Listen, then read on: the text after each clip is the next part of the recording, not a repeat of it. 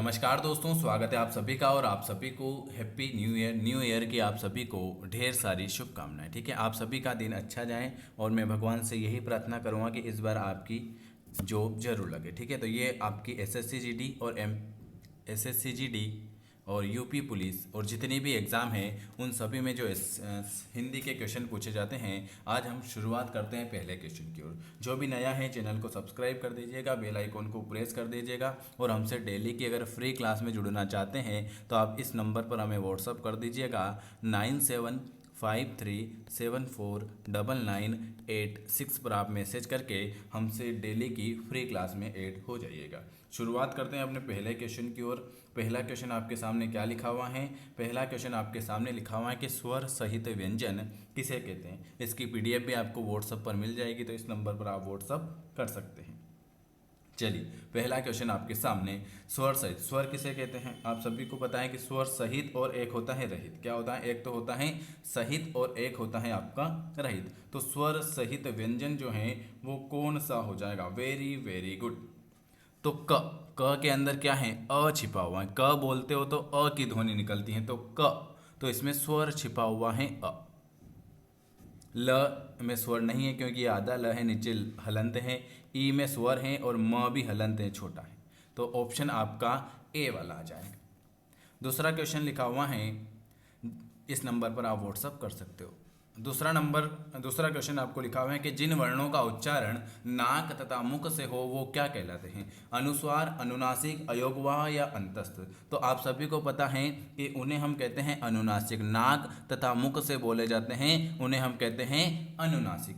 अयोगवाह किसे कहते हैं? अयोगवाह की संख्या होती है 2। एक तो होते हैं अम और एक होता है आपका अह। इन्हें अयोगवाह क्यों कहते हैं? इन्हें अयोगवाह इसलिए कहते हैं, यह न तो पूरी तरह स्वर में आते हैं और न ही पूरी तरह व्यंजन में आते हैं, इसलिए हम इन्हें कहते हैं अयोगवाह। अंतस्थ व्यंजन की संख्या कितनी है? अंतस्थ व्यंजन की संख्या हो जाएगी आपकी 4। कौन कौन सी हो जाएगी? य, र, ल और ये व, ये हैं आपके अंतस्थ व्यंजन। चलिए, अगला क्वेश्चन क्या लिखा है तीसरे नंबर का?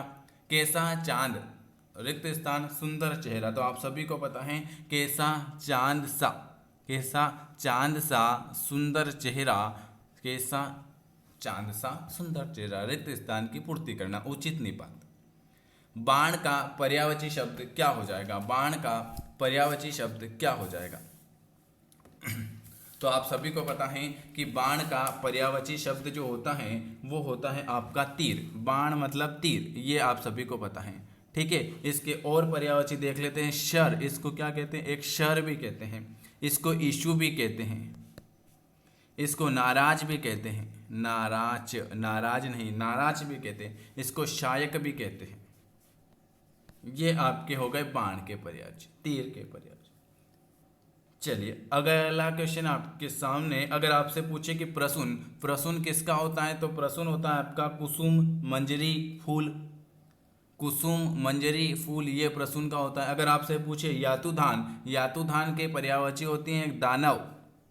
क्या होता है? यातुधान का पर्यायवाची होता है एक तो दानव, एक राक्षस, एक दैत्य, एक धनुज, एक निशाचर, ये सब आपके इनके पर्यायवाची शब्द होते हैं।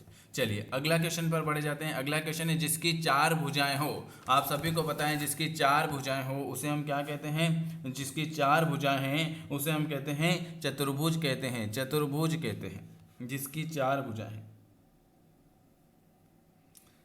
चतुर्भुज कहते हैं। अगला क्वेश्चन आपके सामने लिखा हुआ है, क्या लिखा हुआ है? अगला क्वेश्चन है लौटकर आया हुआ। लौटकर आया हुआ उसे क्या कहेंगे? तो लौटकर आया हुए उसे हम कहेंगे प्रत्यागत। प्रत्यागत, लौटकर आया हुआ उसे हम कहेंगे प्रत्यागत। अगला क्वेश्चन लिखा हुआ है देवर्षि का संधि विच्छेद। सबसे पहले तो संधि किसे कहते हैं? तो 2 वर्णों के मेल से जो विकार उत्पन्न होता है उसे हम कहते हैं संधि। संधि 3 प्रकार की होती हैं, स्वर संधि, व्यंजन संधि और विसर्ग संधि। अगर आपसे पूछे कि स्वर संधि के कितने भेद होते हैं तो स्वर संधि के 5 भेद होते हैं। D, I, ji, we, Y, A. ये क्या लिख दिया सर? दिव्या, दिव्या नहीं है। दीर्घ संधि, गुण संधि, ये अयादि, यण संधि, अयादि संधि और वृद्धि संधि। तो डी आई जी वी वाई है। अब देवर्षि, देवधन ऋषि, देवधन ऋषि, देवधन ऋषि, वेरी वेरी गुड। 7 नंबर का बिल्कुल आपका सी वाला आ जाएगा। अगला क्वेश्चन, रक्षक का विलोम तो भक्षक होगा। Very IMP question. रक्षक का अगर आपसे पूछे तो रक्षक का विलोम भक्षक हो जाएगा। अगला क्वेश्चन, ती प्रत्यय से बना शब्द। सबसे पहले तो प्रत्यय किसे कहते हैं? तो जो शब्द किसी भी शब्द के अंत में जुड़कर नया शब्द बनता है उसे प्रत्यय कहते हैं, और जो शब्द किसी भी शब्द के पहले जुड़ता है उसे हम कहते हैं उपसर्ग। तो आपसे पूछा है ती, शक्तिशाली, शक्ति, शक्तिपुंज, ये पुंज नहीं होगा, शक्तिपूर्ण ये भी नहीं होगा, इन दोनों में से बताइए। तो शक्ति हो जाएगा क्या? शक्ति, ऑप्शन आपका बी। शक्तिशाली में भी नहीं होगा, शाली, ती, शक्ति, अंत में जुड़ रहा है, ऑप्शन बी। अगला क्वेश्चन, देवासुर शब्द में कौन सा समास है? द्वंद्व समास, द्विगु समास, कर्मधारय समास, बहुब्रीहि समास। नहीं, बहुब्रीहि में तो भगवान के नाम आते हैं, जिसमें दोनों पद समान हो उसे द्वंद्व समास कहते हैं। देव और असुर, देव और असुर, देवासुर, देव और असुर, उसे हम क्या कहते हैं? उसे हम कहते हैं आपका द्वंद्व समास कहते हैं, द्वंद्व समास। द्विगु समास किसे कहते हैं? द्वंद्व समास। द्विगु जिसमें संख्या। चलिए अगला क्वेश्चन लिखा हुआ है, सिर से पैर तक। तो आदि से अंत, सिर से पैर, नीचे आदि, आदि नीचे से ऊपर, आदि से अंत तक। इस मुहावरे का अर्थ शासन।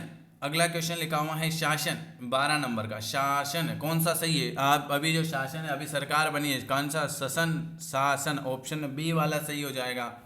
चलिए अगला क्वेश्चन, बद उपसर्ग किस भाषा का है? उपसर्ग किसे कहते हैं? तो उपसर्ग अभी मैंने बताया, जो शब्द किसी शब्द के अंत में जुड़ता है उसे प्रत्यय, और पहले जुड़ता है उसे उपसर्ग।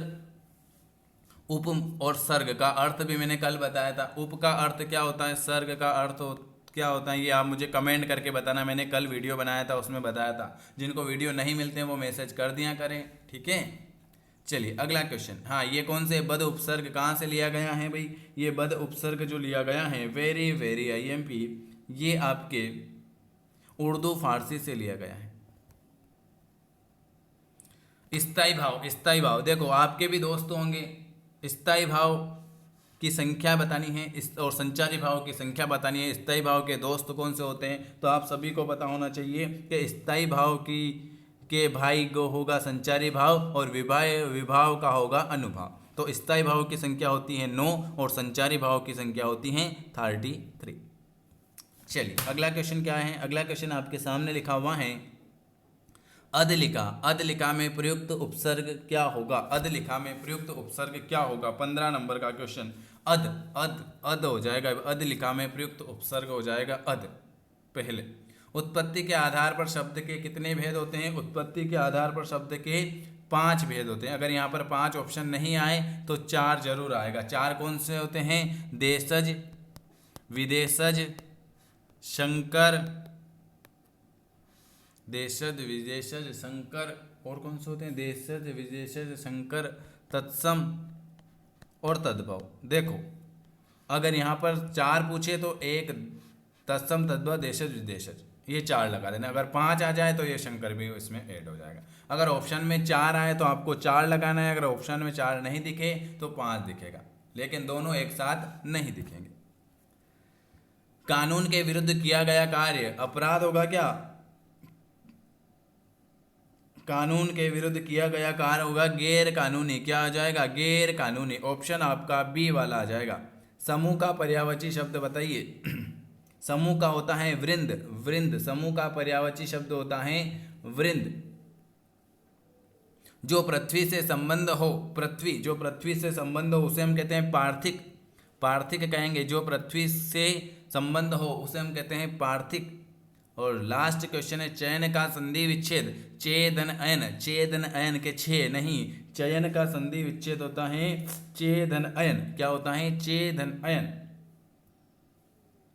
ये चेदन अन, चयन, ऑप्शन आपका डी वाला। ये मैंने आज आपको 20 क्वेश्चन कराए। कमेंट करके आप जरूर बताना कि आपके 20 में से कितने नंबर आए हैं, आपको वीडियो कैसा लगा। और अगर हमसे जुड़ना चाहते हैं तो आप इस नंबर पर मैसेज कर सकते हैं। यूपी पुलिस, एसएससी, जीडी सभी एग्ज़ाम के लिए ये हेल्पफुल होगी। आप सभी मेरे प्यारे भाई बहनों का वीडियो देखने के लिए बहुत बहुत धन्यवाद और आप सभी का दिन शुभ रहे और मैं भगवान से यही प्रार्थना करूँगा कि आप सभी की जल्दी से जल्दी 2024 में जॉब लग जाए और आपको पहली सैलरी मिल जाए। वीडियो देखने के लिए आप सभी का बहुत बहुत धन्यवाद।